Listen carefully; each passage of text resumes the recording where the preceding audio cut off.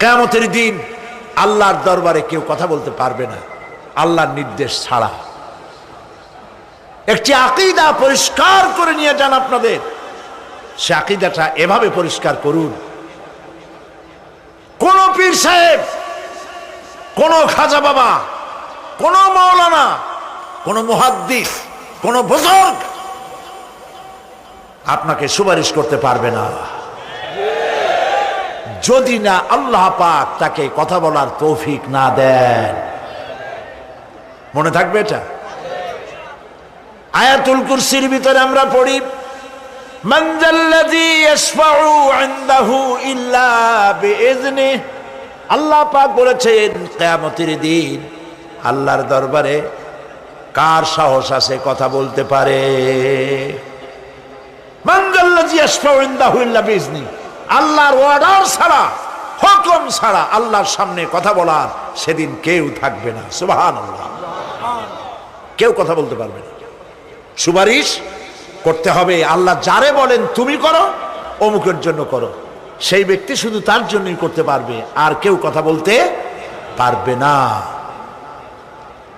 সেই কঠিন হাসরের ময়দান, যেদিন শুধুমাত্র আল্লাহ পাক কথা বলবেন, আর যারে বলতে বলবেন সেই কেবলমাত্র বলতে পারবে। সুপারিশ এটি আল্লাহ পাক কিয়ামতে পারমিশন দিলে বলা যাবে। হযরত ইব্রাহিম আলাইহিস সালাম, হযরত ইব্রাহিম আলাইহিস সালাম কিয়ামতের দিন তার নিজের পিতা সম্পর্কে সুপারিশ করবেন। রব্বুল আলামিন, আমার আব্বার জন্য সুপারিশ করতেছি, মেহেরবানি করে জাহান্নাম থেকে তারে আপনি রক্ষা করুন।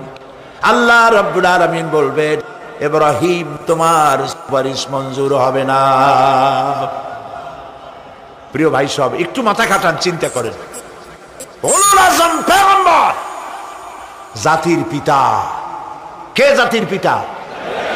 চিল্লায় বলুন, কলিজা সাফ করে ফেলুন। মুসলমানদের জাতির পিতা হাফিজ আবি কেউ হতে পারে না।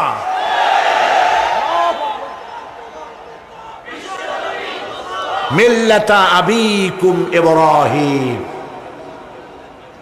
ইব্রাহিম আলাইহিস সালাম এই মিল্লাতের পিতা। সুবহানাল্লাহ। হযরত ইব্রাহিম আলাইহিস সালাম কিয়ামতের দিন বলবেন, আল্লাহ আমার আব্বার জন্য সুপারিশ করছি। আল্লাহ পাক বলবেন মঞ্জুর হবে না। আজর তোমার পিতা হতে পারে, কিন্তু আমার খলিলকে আগুনে ফেলার জন্য নমরুদকে সে সহযোগিতা করেছে, আমি তোমার পিতাকে ক্ষমা করব না। নবী করিম সাল্লাল্লাহু আলাইহি ওয়াসাল্লামকে সাহাবায়ে কেরাম